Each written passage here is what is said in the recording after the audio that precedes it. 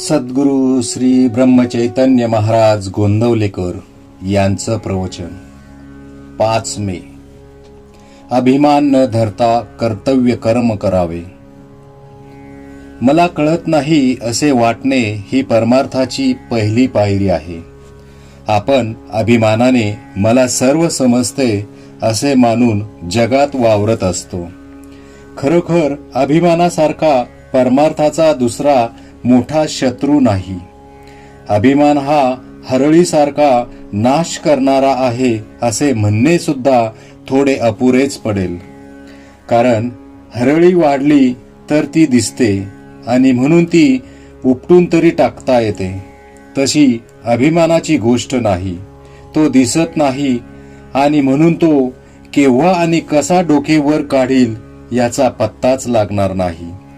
चित्तशुद्धीच्या मार्गात मोठी धुंड कोणती असेल तर ती अभिमानाची आहे आणि स्वतःच्या कर्तबगारीने आपण त्याच्या तावडीतून सुटू असे म्हणणेही वेडेपणाचे होईल. त्याच्या कचट्यातून सुटण्याचा मार्ग म्हणजे सद्गुरूला अनन्य भावे शरण जाऊन अभिमानाच्या तावडीतून सोडविण्याबद्दल त्याची सतत प्रार्थना करणे हाच होय. चित्तशुद्धी झाली की शेताची मशागत पुरी झाली असे म्हणायला हरकत नाही. पुढे प्रश्न बी उत्तम असणे जरूर आहे. उत्तम बी कोणते हे कदाचित आपल्याला समजणार नाही, परंतु फळ चांगले कोणते हे सहज समजते. आता असे समजा जी फळे गोड लागली त्यांचीच लागवड केली, तरी पण पुढे असे अनुभवाला येते की काही काळ लोटल्यानंतर काल मर्यादेप्रमाणे ते झाड मरते आणि अर्थात फळे मिळायची बंद होतात आणि त्यामुळे मन कष्टी होते. यावरून असे दिसते की आता गोड लागलेली फळे ही कालांतराने दुःखालाच कारणीभूत होतात. तर मग बी निवडताना असे पाहणे जरूर आहे की ज्याची झाडे कायम टिकणारी आहेत आणि फळे अक्षय सुखाचा लाभ देणारी आहेत.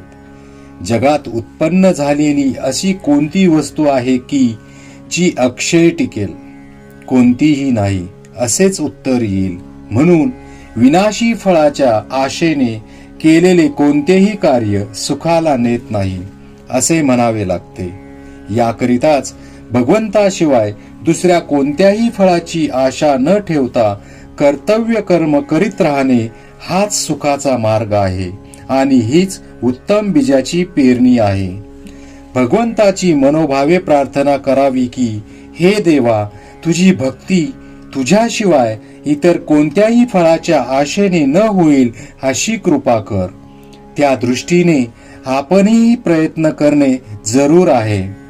ज्याप्रमाणे किडके आणि चांगले एकत्र झालेले धान्य आपण सुपात घालून पाखडतो आणि किडके धान्य बाहेर उडवून लावून मागे उत्तम धान्य शिल्लक ठेवतो, त्याप्रमाणे भगवंताची भक्ती करता करता भगवत प्राप्तीशिवाय इतर होणाऱ्या इच्छा काढून टाकण्याचा क्रम ठेवावा.